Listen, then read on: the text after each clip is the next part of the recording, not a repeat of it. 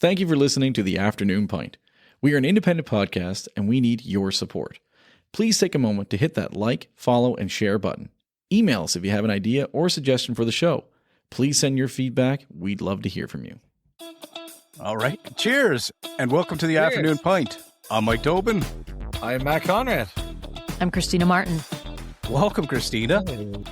So I know you as a person in Nova Scotia, a little bit of a musical best intro powerhouse I've ever had. I You had can just more stop coming. at a person in Nova Scotia. A resident Thank you. in or near Tatamagouche, is that correct? Yeah, in And- Port Howe. Okay, Yeah, I don't know where not that- Port Howe is. Is that just outside Tatamagouche? Is it or? It's about 40 minutes out. It's in Okay. Cumberland County. Not that anyone's going to be like, hey, she didn't do a proper shout out for her, proximity or whatever. But yeah, I'm North Shore in Nova Scotia. It's the Very cool forgotten spot. shore. Yeah. It's a forgotten shore, but also some of the warmest beaches in Nova Scotia are on the North Shore. Fun North of fact. the Carolinas, warmest beach. Yeah, you got that. Yeah, awesome. So Christina, you're a music artist here on the East Coast. You were recently on our show, Music Wise. Your show, Sex, Drugs, and Christmas, was on our Christmas special, and I that love show how did. sorry, but you just said your show Sex, Drugs, and I'm like, I should have a show that's called Sex, Drugs, and Christmas Time. So Matt should tell you now that I have a really hard time talking as a human being. Well, because you're drinking. I struggle a little bit. No, this is non-alcohol. This is I'm not even drinking this month. I'm sober pretty well. Okay. Yeah, I think actually being sober actually hurts it more. Yeah. It's been hurting me the last few episodes. I've been a little off. Yeah, so I think I need the real beer to make the show work. I keep interrupting you, which I will continue to do. That's fine.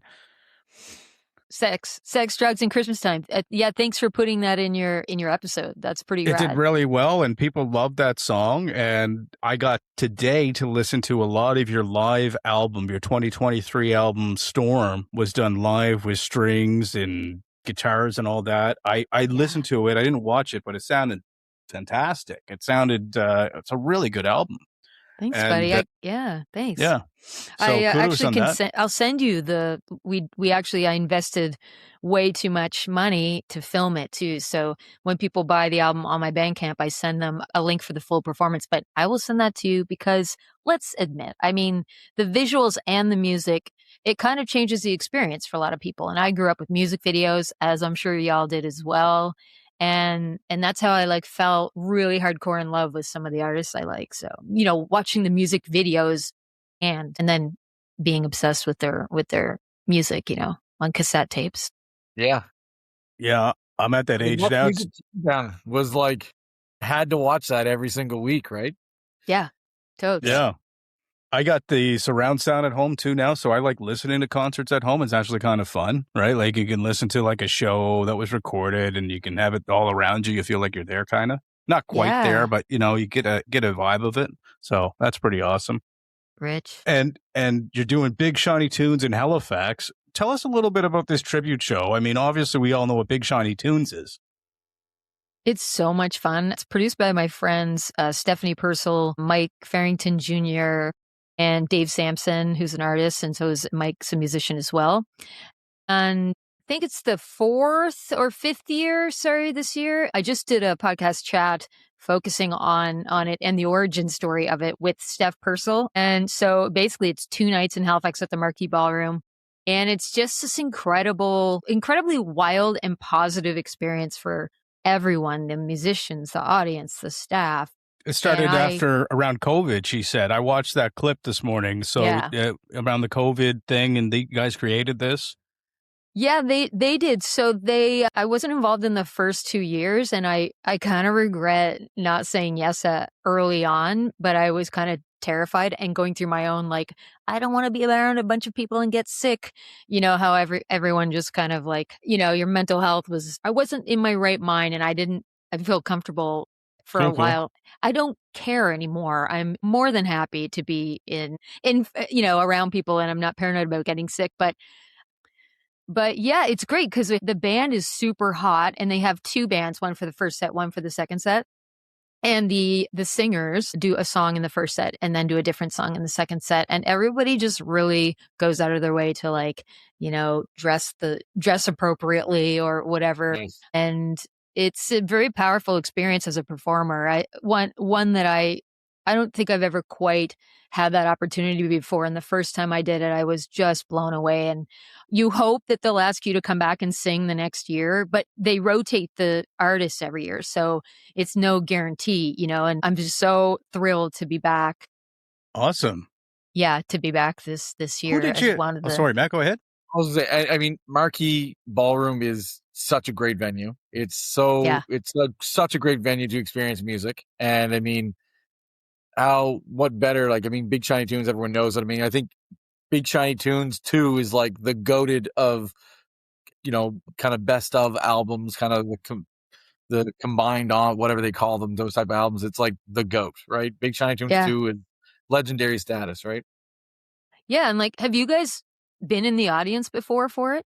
No, I haven't been. Okay. No. Well, go get your tickets because it's just, I mean, it's unbelievable. Like, I mean, I was shocked when the first year I did it, I did a Killer song and Alanis Morissette song. And, as a singer, you hope that someday the audience will know some of your lyrics and whatever. But even though I didn't write the songs, being able to perform them and move around the stage and reach out to the audience, and they knew every single lyric. But yeah. So you can kind of imagine what it would be like for those famous artists. So who else did you cover other than Alanis Morissette for the Big Shiny Tunes thing? You must have said you did a couple times now. Yeah, the first year I did the Killer song and then the Alanis song. You ought to know, maybe. No, you know what? I'm blanking. But the second year I did Rob Zombie. Whoa, nice.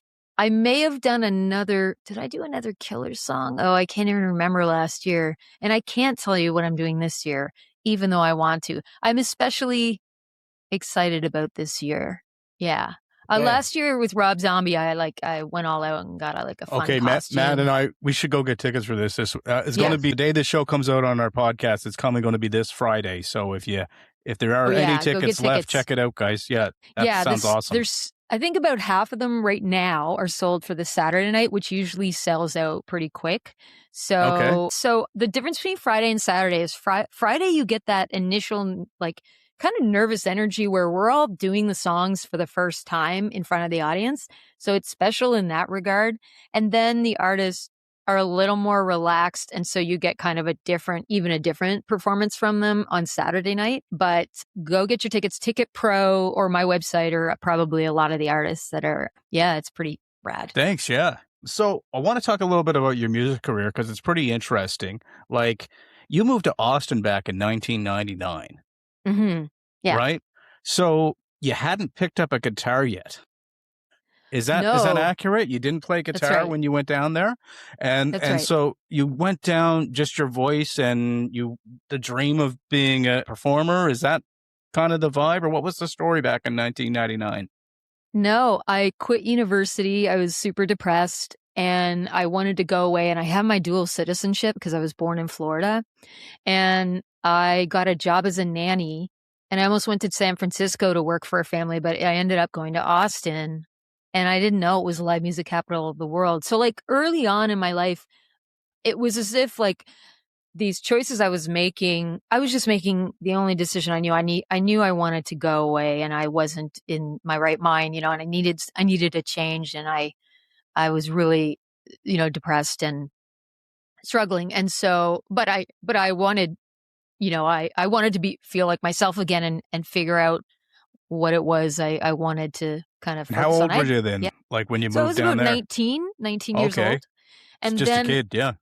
Yeah, and then after a summer in Austin, I discovered, oh my God, this is incredible, a place. But I needed another job. So I got a job as a nanny in Germany. Well, when I went to Germany, I was studying German and I had no background in the German language. So I was learning German. It just so happened to meet these pop producers that lived in this neighborhood I was working in. And it was in the middle of nowhere.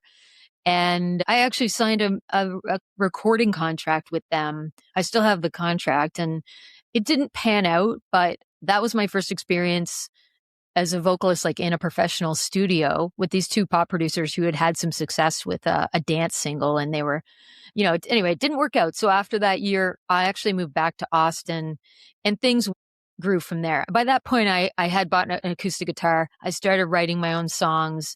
The first summer I was in Austin, I discovered singer-songwriters, and I was like, what is this? Like, is this something I could do? Because I did like to sing, but I would only sing if I was intoxicated, or like someone asked me to sing a national anthem at a hockey game at SMU in Halifax. That's where I went to school. And I sang in high school in a cover band called Head Rush. It was a French cover band, and I did the English songs. And I took music as a kid, but I was quit and went into sport. I basically focused on sports in high school and junior high. And so I figured I was a late bloomer. I taught myself acoustic guitar. I taught myself how to write songs. And then when I moved back to Austin the second time in 2000, I really I was working many jobs. I had a full-time job and part-time jobs, and all that money and my spare time went into playing open mics, writing songs, recording my first album, which is called Pretty Things, and getting experience. So that's kind of how that all started. But in the beginning, I had no idea where I was going, what I was doing. And I would meet these people and just kind of say yes to whatever the hell was going on. Yeah. Yeah. You had a stint as a vocalist and a dancer too, and that probably taught you a lot of the things behind it. Is that right? Right. I wasn't like a trained dancer, but when I lived in Austin, in the first year that I moved back, I was invited to be in a band called Young Heart Attack. And my role in that band was backup singer, dancer. Me and the other backup singer, dancer, we kind of asked or begged if we could do choreographed moves, and play tambourine and make, because it was like a 70s rock revival kind of situation. That's the music at the time. And they said yes. They thought it was really cool. And I was a big fan of Ike and Tina and the Ikettes. And that was my dream come true at the time. I was like, well, I've made it. I'm in a band, until I got kicked out. And that's a whole longer story. But to me, I was like, I've never dreamed. I wanted something like this to happen, but I never thought I don't mind hearing the kicked out story if you got time to tell it. What's the gist of it? Or unless you don't want to, that's cool. Well, it's funny because, it's interesting because this is keep in mind, this is my perspective. And memory is reconstructive, although I've been telling the same story, when people ask me for years. But yeah. So I was in the Young Heart Attack in its its inaugural or the first crew. I was one of the newbies in a group of friends. It was like a super group in Austin at the time. And you can look up Young Heart Attack and find the names of, I think two of the original crew are still running the band. And I'm not sure if they're an active band or not. But in any case, I was in the band. We had weekly rehearsals. You don't get paid. You show up and do your job. And that's what I did. And I felt it was doing a good job. And my friend Jennifer was in the band at the time. And one day the boys came to my place and said, we're going to kick Jennifer out. And they told me that I was rock and roll and that she wasn't. And I was like, well, I really like Jen. This isn't my band. I didn't feel like it was my band. I felt like I was just kind of along for the ride. So I felt that I voiced it, I didn't agree with them, but it's their band. So they're going to do what they want to do. And Jennifer, they had a meeting and Jennifer managed to convince them to stay, which I was really happy about. Things started out pretty clean in the band, I remember the first meeting where I was interviewed basically, and they were like, we all tried to clean up our act. There's no more drugs, no more this. And that was kind of my speed at the time because I was so busy and I wasn't doing any drugs or drinking. I just didn't have that. I've never really been able to work all the jobs I had to work and do anything and be doing drugs or drinking a ton on the side because of my, I wanted to make it all work. And so that was, I don't know. So that kind of changed at some point. I think people started staying later after practice. I never could. I had to work the next day at 7 a.m. Yeah. And I stopped getting calls and I think it was Jennifer that actually told me because I was like, do you know when our next practice is? And she just said, they booted you out. And I was like, wow, I didn't even get a call. And that's brutal. I did. This is my hunch. Now, there was someone in the band who let me know that they had a crush on me. And nothing happened. I had a boyfriend at the time and I said, I'm not interested. But I liked them as a friend. Obviously we were all pretty friendly together. And he was butthurt. The person that I believe replaced me was dating this person all of a sudden. I think there may have created some drama. Yeah. This may not be true, but there may have even been an impregnated person involved. Oh, and wow. it wasn't me. So the story, which may or may not be accurate, is I got booted out for someone who was pregnant with the child of the person that had a crush on me that I didn't, there you go. reciprocate. Wow. It could be true. It could not be true. So that's a lot of drama from getting into it to kind of a fun 70s revival band that you probably weren't anticipating. I know. It was really fun. And everyone, up until that point that I was kind of booted out without really having a meeting. And I was really hurt because I loved that band and what we were doing. But at the same time, I had just finished recording my first album, Pretty Things. And it did force me to focus 100% on my own solo stuff. Because that was really raw. Like, it was pretty raw. I mean, you can hear how young I am and maybe inexperienced too in my first record. A lot of new artists come out today with a new record and it sounds killer right out of the gate. And I really love the production, and rest in peace, Darwin Smith, who produced that. He was a good friend of mine in Austin. He just passed away last year. And, nothing, like, he was incredible to work with. Wonderful playing. But my songwriting, if I listen to it, like, my songwriting and my voice are so young and kind of underdeveloped, but I'm like, okay, well, I can see that this person is capable of being a songwriter someday. It's like there's a room to improve. For sure. Yeah. Did you open for Wilco at the beginning? Okay. So yes, around that same time. I love Wilco. My brother is a huge Wilco fan. So yeah. This is another one of those things that, like, it all happened in Austin, but it was around that same time I was recording my first album with Darwin. I had been kicked out of the band around this time, or maybe it was like a couple months before. And I had just played a bar called the Mercury Club on 6th Street. And there weren't many people there. It was with me and a couple other artists.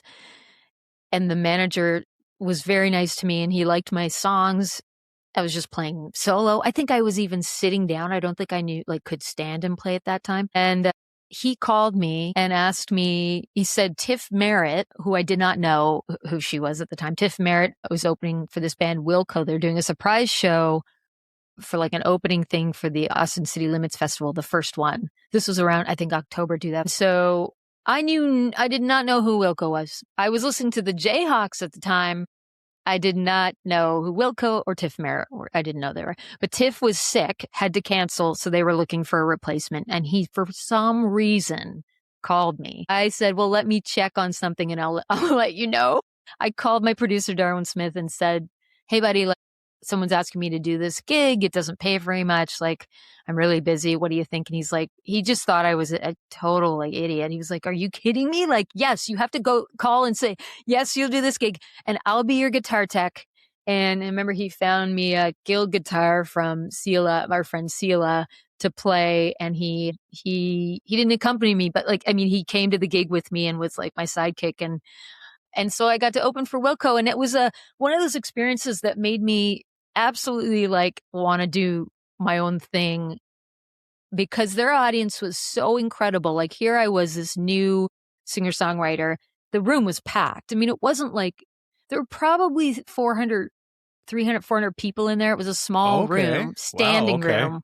Yeah. They fill auditoriums now, Wilco. Like, my God. Yeah. And this was a surprise thing. Like, there were some celebrities in the audience. Like, I think Sheryl Crow was there at the time dancing or dating Lance Armstrong. The members of the Jayhawks were in the audience. Like, I didn't know all this until after, but you could hear a pin drop. They were just so receptive, and it wasn't because I was awesome or anything like that. It was like, they were just generous and respectful. Probably a blessing for you that you didn't know anybody or anyone in the room, so you weren't freaking out. Like, you were just kind of like, oh, whatever. I would have freaked out. Yeah. And I was backstage. I was sitting at the top of the stairwell because I didn't want to go into the green room. There was only one room, and I didn't feel comfortable. Like, that wasn't my room. Jeff Tweedy was like not feeling very well and he was going back and forth, probably to puke in the alleyway. I don't know. Glenn, who was a new drummer at the time, was sitting with me at the top of the stairs and we were just chatting. And I was like, can I just play my song for you before I go out there? Because I'm so scared I'm going to fuck this up. And he was super nice and, respectful and generous. And yeah, it was kind of a trip. I have pictures from that night and just the memory of like a lovely, warm audience. And it happened really quick. And that was it. That's amazing. Something we never got a chance to talk about before, Matt. We've had a few artists on over the years. We don't do artists all the time. We do a lot of entrepreneurs, and really being an artist, in our opinion, is being an entrepreneur, right? You got to get out there. You got to find a way to make a living or survive off your arts, right? So there's nothing more entrepreneuring than that, because it's not an easy thing to do. But what I wanted to ask you about in particular, instead of going into the business, is just more about your songwriting process. Because that Storm album, we won't go too deep into it. I don't know if people have heard it or not, but like there's a lot of really deep messaging in that album. I just kind of got a vibe that probably was a lot of like, how are you putting these songs together today? Maybe even versus the kid that went to Austin so many years ago.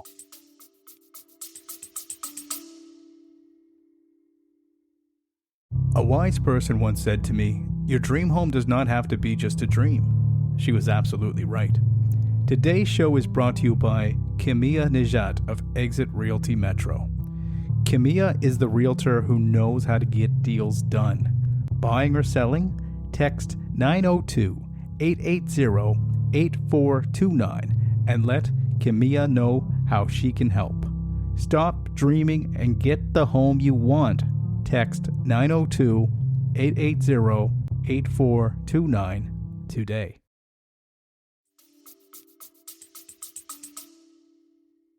All right. Half of you cut out because my internet is probably terrible, but okay. Why don't you repeat the bit about, like, was there a specific album that you wanted me to talk about the process or just in general? Let's talk about your newest album, Storm, the one that you've just kind of recently released live last year. Like, what was some of the writing process behind this album? Because it seems very big. It felt like a very big record when you were listening to it. I mean, that was just kind of high level, the way that I felt. I felt the sound felt very big. Where did you start on this album? What did it all come from? Oh, that's a good question, a big question. And you're right, it was like, for me personally, I knew it was going to be the biggest album and endeavor, like everything around it that I would embark on. And then I also knew that everything after, I like that, not that I didn't care, but I was like, I can relax a bit and maybe just have a different approach to everything after this. Like, but I really approached Storm as this holistic project, and I knew I wanted it to be about my life, almost from like out of the gate. And that's why there are a couple of songs that I wrote while I was in Austin, like Still in LA, and songs about painful periods, songs about my brother, and then songs about overcoming, kind of moving past grief and saying thank you, having gratitude for all the shit and the ability to kind of learn and grow and all this thing. I mean, Storm is an album about gratitude and celebrating too some of the musical relationships in my life that have been so important, like with Dale Murray, my husband and my best friend and my musical, my producer.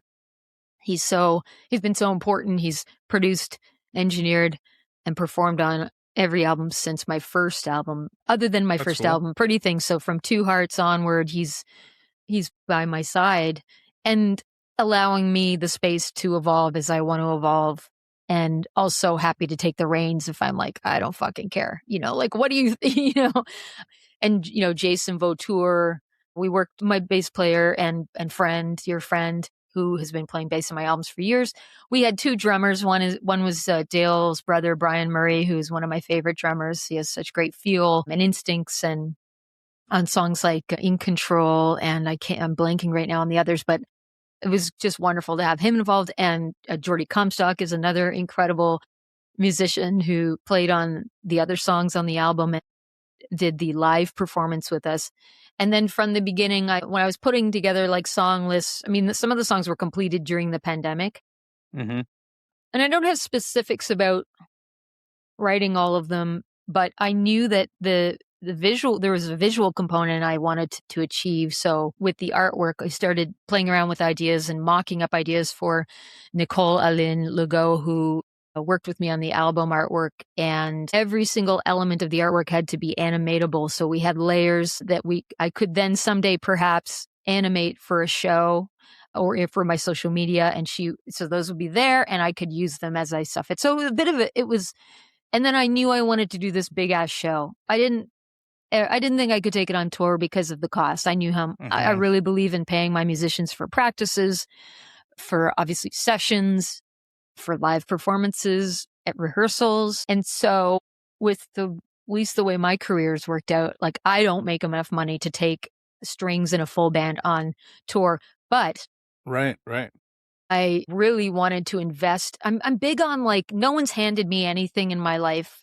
I've really had to work hard for it, and creating experiences for myself. It's cost me a lot of money. I have debts to pay, but I believe in it, and I believe in filming what I can. It's challenged me to be a better musician and performer. You know, it's like you put all this time and energy into something, you want to capture it so you can have a professional recording online that could potentially sell. You could sell for corporate gigs or for festivals. They want to see and hear you, but you know, it's not feasible to be traveling all over the world and playing conferences, and it's exhausting doing that. So I wanted to record the show and do it really well. And so we've done that. We've had some experience with that over the years, but that was part of Storm as well. And if I haven't exhausted you yet, let me ask you this, like the song Storm itself, the title track. So what's Storm to Christina? What does that mean?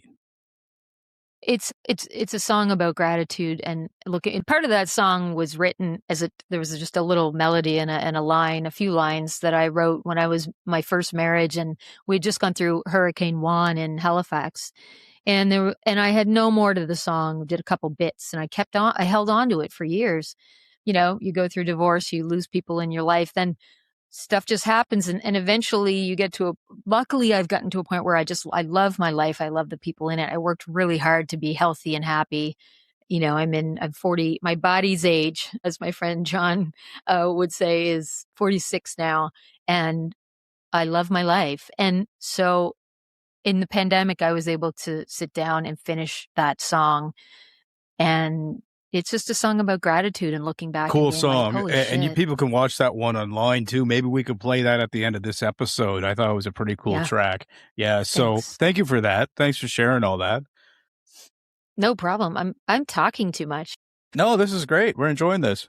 The one thing I would ask is, you were talking about how much work it can go into traveling and paying musicians and all that stuff. But do you find with the way the world is kind of working in the music world now, because Spotify pays literal pennies on the dollar and things like that, we've seen now that you have to be on tour. Like, that's how musicians are making money now. Like that creates an even further burden for people like yourself. Like, it's easy for the Taylor Swifts of the world to say, like, I'm going on tour, and you know, she can afford everyone all the time.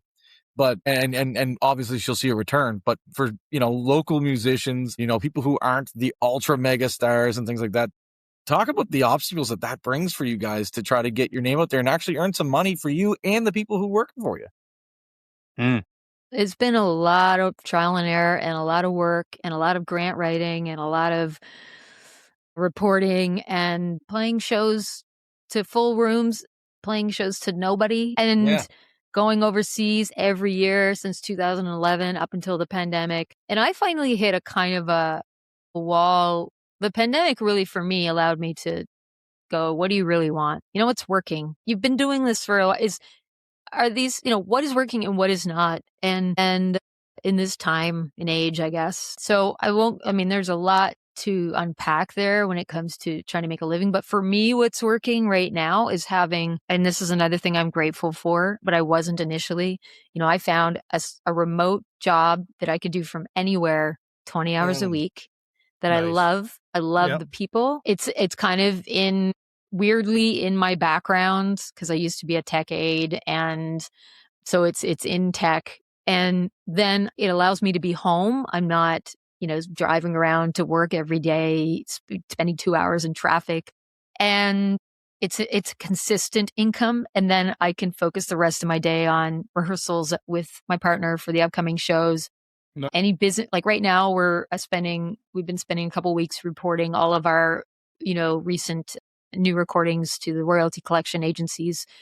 And that's all like just business admin stuff that companies, not just, it's not just musicians that have to do that bullshit work.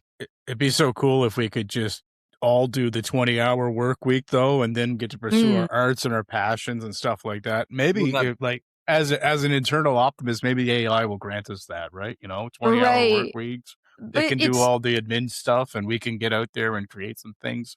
Well, AI... while salaries stay the same. Yeah. Well, I mean, AI can be a great tool, as you probably know, for sure, helping with tasks that people like myself, look, I would hire humans to do a lot of the things that I have to do if I could afford it, but I can't, and people aren't paying for music and they're not buying enough tickets. So I have to find a way to do a lot of it myself. And I use AI as a tool for that, not for songwriting, although some people might be doing that. I don't know. And I don't want to judge I'm sure they people, are. Yeah. But not for the creative stuff, but for the business stuff. Oh my God, it's been incredible. And dare I say fun at times using AI for some of the business admin kind of tasks and numerical shit that is just how does the whole AI music make you feel as an artist? I'll be honest, I know people are freaking out about it. I don't care what other people do. I mean, people say, oh, it's going to take your job. I think people will always want the real deal. I think building an audience is about getting out of the house and being in front of other humans. Or maybe you are lucky and you can find an audience online that it loves you and because you're human and likes your personality. But for me, all I can think about is what the fuck can I do? How do I play to my strengths? Relationships are important to me. And I think as long as I spend time at least going out and doing a great job at Big Shiny Tunes with the audience, with the musicians I'm working with, show up, and then the next show and the next show and those kinds, then I have nothing to worry about and kind of have this radical acceptance. If I am not earning enough with my music, I've got to get another job. I mean, that's how I started in Austin. I had 4 other jobs. And so I don't know, I don't love that people are, taking up space online when they're with inhuman creations. Yeah. But there's plenty of other stuff I could complain about. I wish people would just pay. Remember when people paid 99 cents for a song? That was actually good for artists. And now they just stream. And I've done it too. I've streamed too. Although, to be honest, I canceled all my memberships because I did in these small ways. I try to stand for something, Yeah. But Matt, one person bought our Christmas song. Did I tell you that? Congratulations. I didn't tell you that. We put How out much? a Christmas song for fun. It was 99 cents. So on iTunes. So was it your mom? We put out it probably was my mom. I don't know who it was. I just noticed this thing. I didn't even look at it, but I saw the email thing, but dude, that's amazing. So we made about 30 cents, Matt. Yeah. Cheers. Yeah. Cheers to that. Our first country music single, Matt, was a huge success. So you guys. Wow. Yeah. But there's more where that came from. Yeah. Thank you. You know what?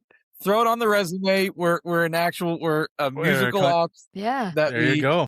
Sold something musically. There you go. 100%. Yeah, we did it. My brother played guitar. It was terrible, but it was beautiful. Amazing. So how do we split 99 cents 3 ways? Three.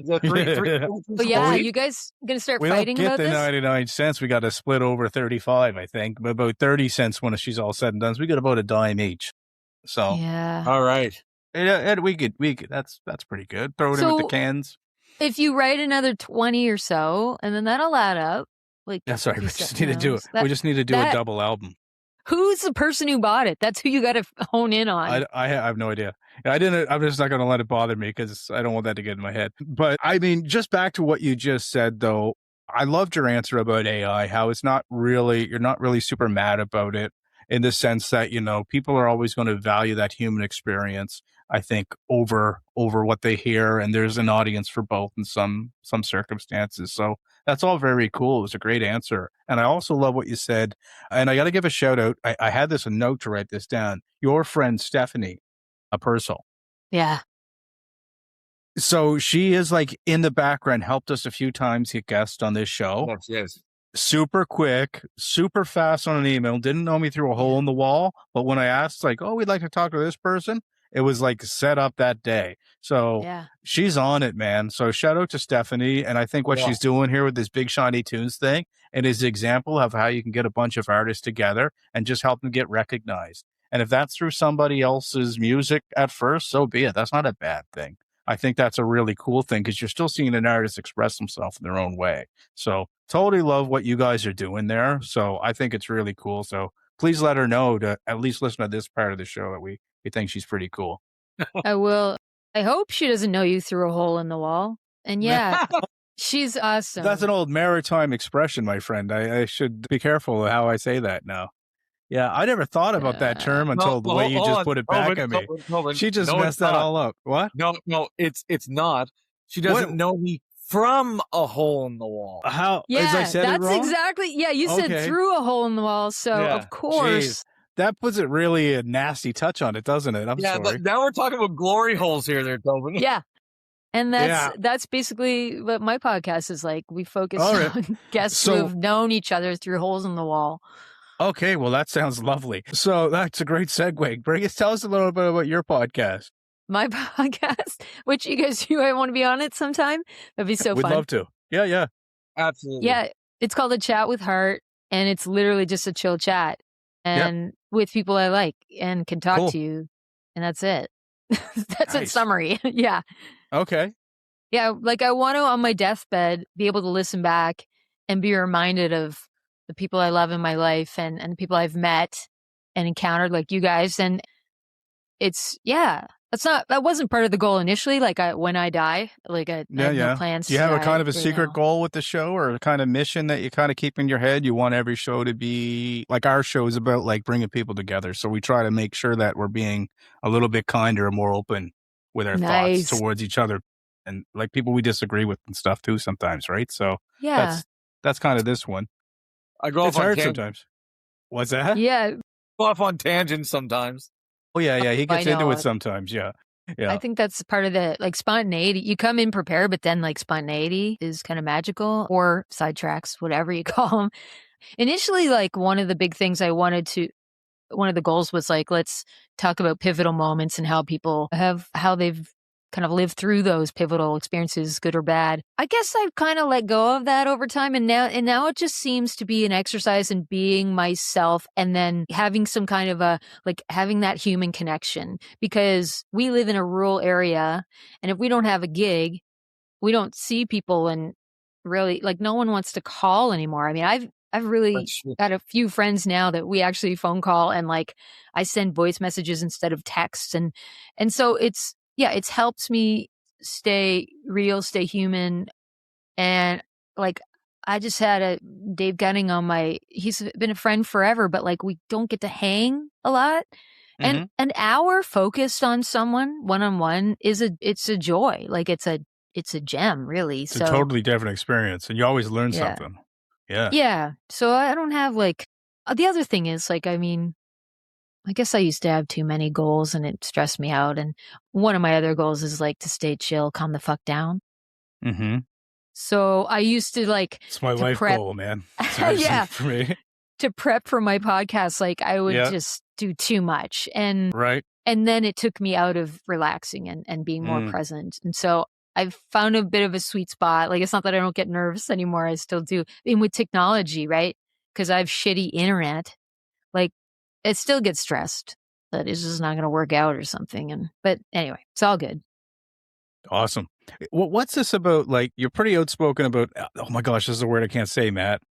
Could you check the notes? Accessibility? Accessibility. I say it with just S's. Cool. I can't. Accessibility is cool too. Like, I'll just start saying that. Yeah. I also like when I get mad at my like Gracie when she gets in trouble. I can't say what's the word that I can't say unacceptable, and then she just makes fun of me. I like that. Then she just makes fun of me for not saying the word right, and then I lose all power as a parent. Right? Is that like something you've had your whole life? Like, or do you have are you missing a tooth or something? No, they're all no, there. It's called being a Newfoundlander. No, that's not. No, that's not true. It's not about being a Newfoundlander, but yeah, it's something, some ebonics thing or something. I don't know. Cool.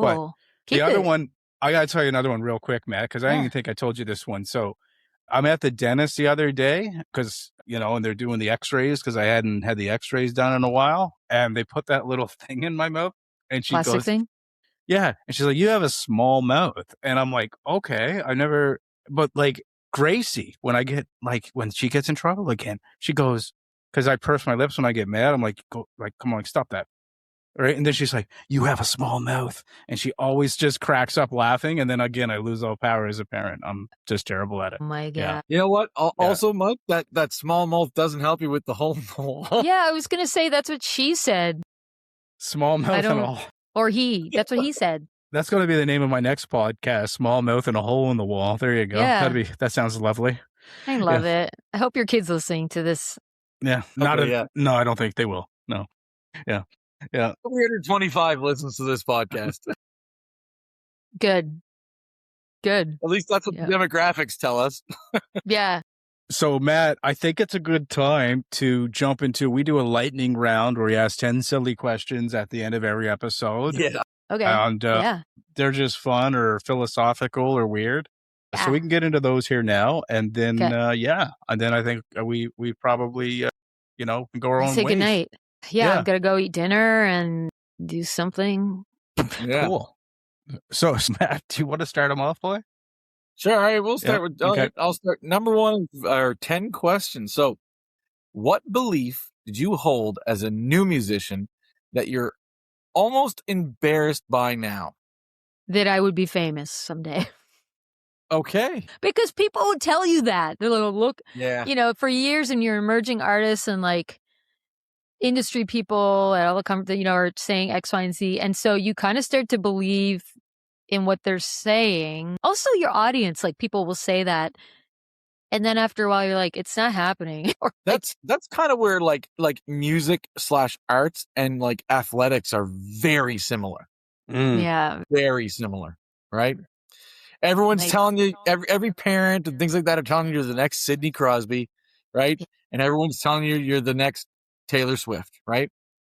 It's, I don't think people should do that. Like, I don't think people should be like, watch it while you still can. It's like, really? Like, I mean, it just sets these expectations that can affect you mentally. Like, like, what if you don't get a Juno or you don't get nominated for, or you don't, stuff like that. And it's like, why don't we just be a little more real with people and be like, you know what? This is going to be a hard go. It's like overnight success is 30 years in the making. Like that kind of stuff, I think should be more practical kind of advice. Yeah. Yeah, for sure. That makes sense. I like that. You're never going to be famous. Everyone needs a Simon Cowell in their life. Yeah. Well, that's a great lead into question 2. So if you had an inner critic, like in your own head there, like what would its name and job title be? Its name would be Shit on You. Wait, name and title. Is that the same thing? Sure. I mean, or job. I think... And its job is to whisper things like, you are replaceable, which is true. Yeah. Yeah, we're all replaceable. Yeah. To some extent. Quit resting on your laurels. It would kind of whisper those which it still does. And like, don't be, my grandpa used to say, don't be too proud. So. That's not shitting on you. That's good advice. That's not. That is good advice. Those are golden turd nuggets, I'd say, instead of like something. You're right. Yeah, they're good. That's good wisdom there. Yeah. Okay. Well, I like those. Don't rest on your laurels. They're all good. Yeah. Yeah. Cool. Okay. Right. Question number 3. Yeah. What's a small moment in your life that ended up changing everything? Well, there's been so many. My small moment would have been a small moment. Jesus. What do you consider a small moment? Like, it's open to the the receiver of the question. Yeah, because is it like something happens in an instant, which often things do, or? Well, it's kind of back to your question. The theme. Remember what you thought the initial theme of your podcast was? Yeah. That defining moment. That's what we're looking for. What was your defining moment? Oh, defining moment. We'll I would say quitting university because I was always so school and academic driven.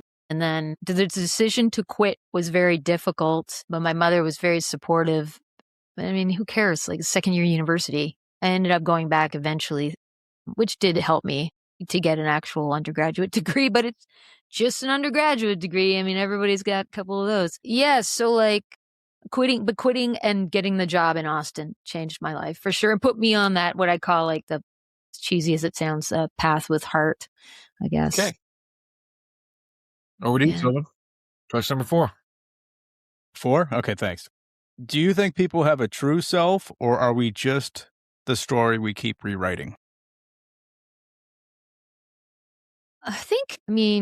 I do want to believe that like the essence of, like, of our spirit or whatever the hell is inside us. Like, I mean, we're all just bodies on the outside, right? Like I believe this is like my shell, and you guys, you're in your pods or whatever, and whatever's inside, like my belief is that at the core of it, it's all good and love, and then it gets clouded by like the whatever shitty things humans do to each other. But I don't know if that answers your question.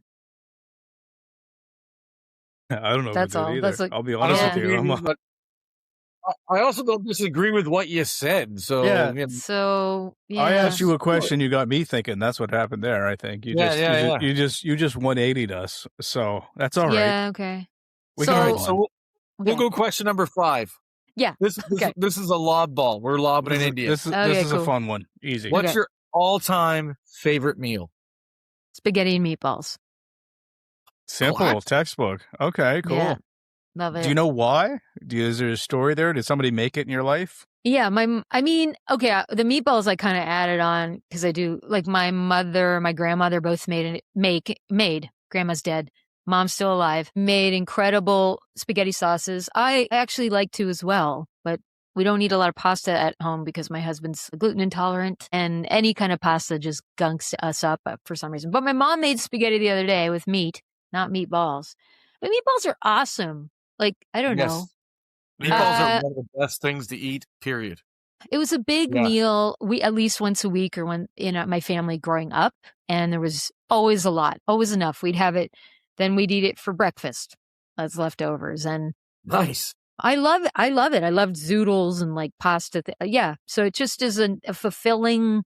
It's definitely a comfort food for me. And even when we were vegan for 5 years, I made a version of it that was like satisfied my craving for spaghetti and meatballs. Yeah. So cool. weird fact I'll tell you about me. I like eating spaghetti sauce the next day cold. Interesting. I like pizza cold, but I've never done spaghetti cold. You love it? Spaghetti sauce and chili cold the next day. Like, my wife thinks I'm so weird, but I love it. That is weird, dude. I didn't know that. Yeah. No. Apart from the cold pizza, I think I'd be too scared to do, because I took that, you have to work in a restaurant or like cook for people in group homes. You have to take a food prep course. And so after taking that, I think I'd be too scared to eat spaghetti sauce or chili raw if it had meat in it. But now I'm curious. So I might just do it. Pretty good. Just saying. Yeah, anyway. I believe you. I totally believe you. Yeah. Question number 6, over to you, Tobin. If you could keep only one sense, sight, hearing, touch, taste, or smell, which would you keep, and what does that say about you? I guess, which sense would you be able to part with if you had to part with one? You mean keep one or part with one? You gotta say them again. There's sight. I don't want to get rid of that because I'm too hearing. Young. Hearing. I suck for you, I think. That would kind of suck for you. Okay, what else? Touch, taste, or smell. I got to give one up. I'm going to go with smell, even though I know how that affects your memories and like it would affect my taste, but I'll get rid of the smell. Yeah. Okay. Cool. All right. Hey, there's a public chat in this. Did you know that? Is anybody talking? I was strolling lives and found this one. Hey everyone, by Game Changer 5450. Like, are you still watching? And then Village Food something says hi. Yeah, 2 people. Wow, that's cool. Well, let's just go. What We up? got, yeah, hey, dogs? yo. I don't Yo, know. yo, It sound cool if I yo. got some new gamer friends. Yeah. Yeah. Hey, Yeah, what up, dogs? Oh, dogs? that was you. There we. Or like now we're. I don't play games.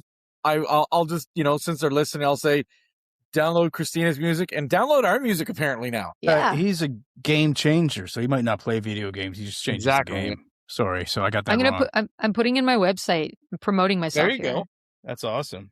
Because Shout out that's to where the Game Changer. tickets. That's where the tickets for the Big Shiny Tunes are. Yeah, if you're in Halifax or Germany, or there's some tour dates there. Yeah. Willkommen, Deutschland. Yeah, willkommen. There's no one. There's no awesome. Germans watching, but So that's question number 7. Yeah, we'll go question number 7. Yeah. So what do you think is more important, being understood or being felt? Like felt up, like touch me. No. Whatever, however you want to answer that Like, what question, is- we'll just. I feel you. Kind of, Yeah, it's like up for, felt. it's up for interpretation. Connecting with someone, like someone like really feels what you're going through, like empathy versus like logic. I think understood. I don't care that somebody empathizes or feels. I'm with me you on or- that one, 100%. Yeah, I think actually. I just. Matt, you're 100% on 'cause- board with that. Yeah. Yeah. You're and I not an think empath. it's also valuable to like. I understand where you're coming from. I don't fucking agree. I don't Mm-hmm. even empathize with you, but I understand, and then I can, maybe there's more room for acceptance or forgiveness, or like just shutting the door and walking away. Yeah, that's more rationalist. Yeah. Yeah. Are we rationalists? Yeah. Guess so. So, Cool. question Good number 8 over to you, Tilden. I like Okay. this. You guys are fun. What's an album or a movie you enjoyed most Question recently? number 8. 8. God.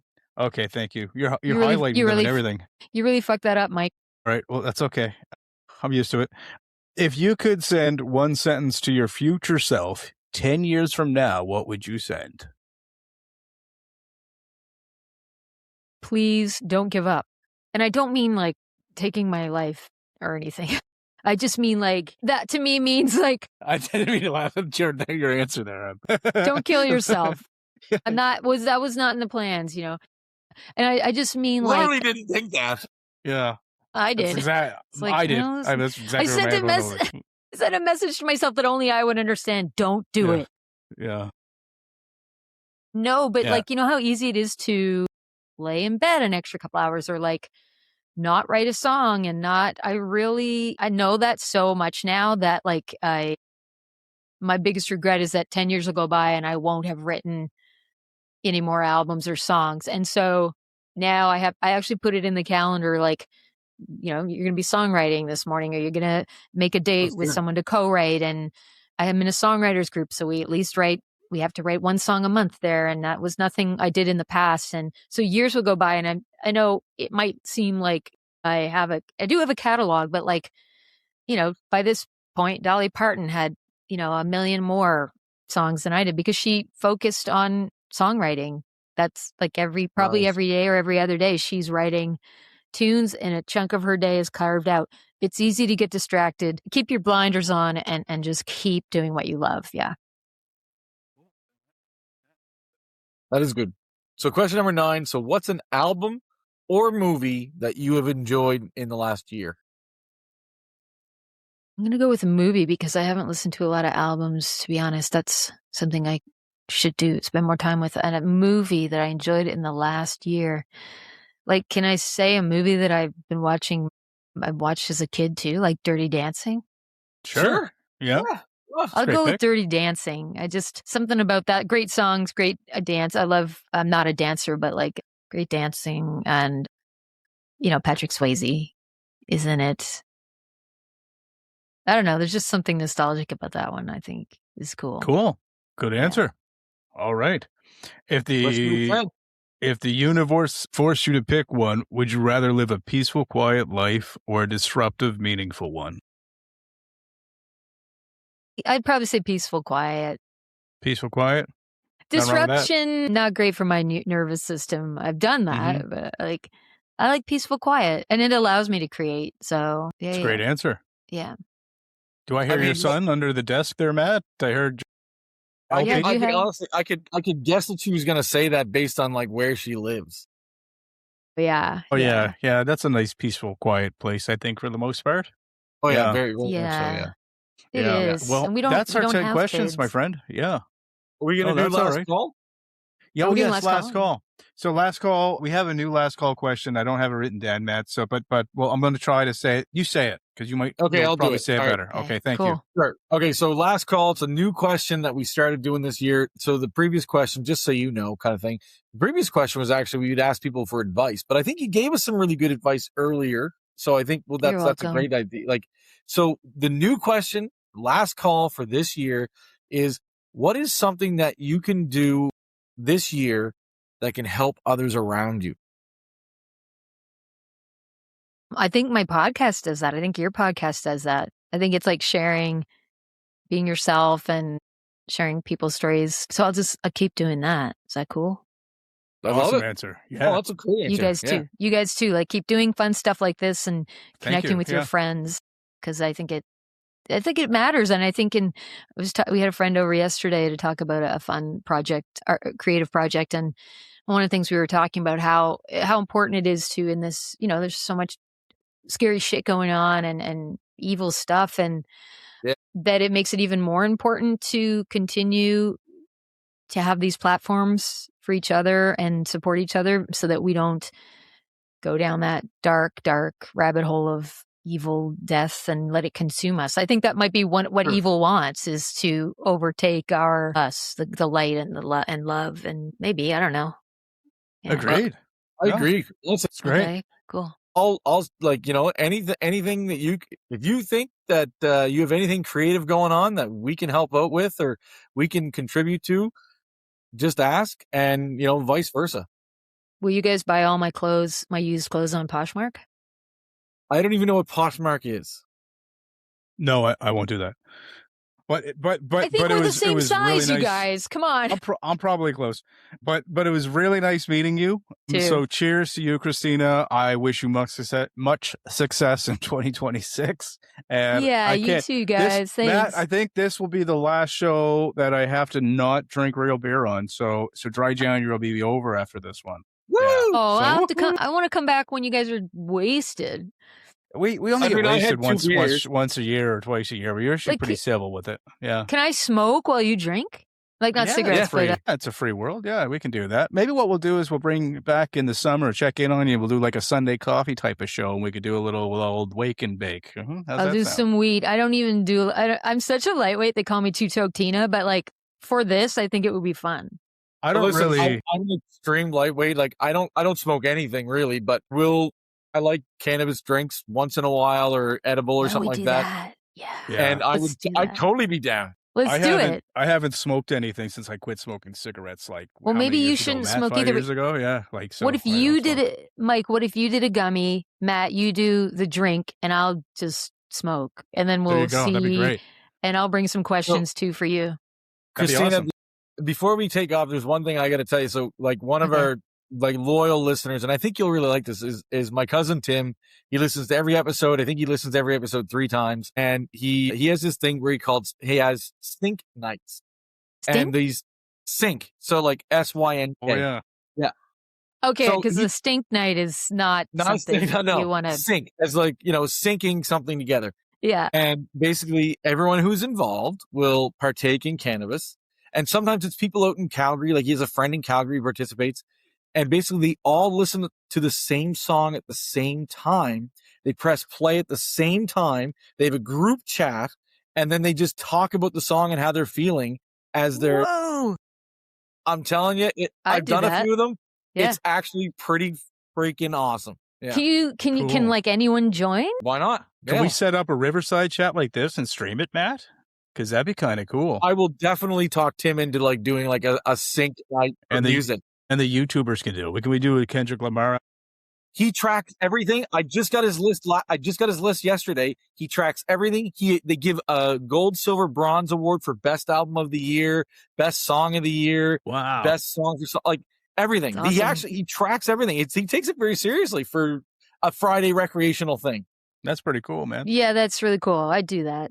Yeah. All right. Hey guys, cool. Keep me posted, and like if this is on YouTube, like I can share it with my followers too and I my think it's on patrons. YouTube right now. By Well, accident. Okay. Wow. And it'll be out again in a couple of weeks. So there you go. Okay, if you keep me miss a live posted. show, they'll hit all of our other listeners. Thanks, guys. Take care. Thank you. Bruce.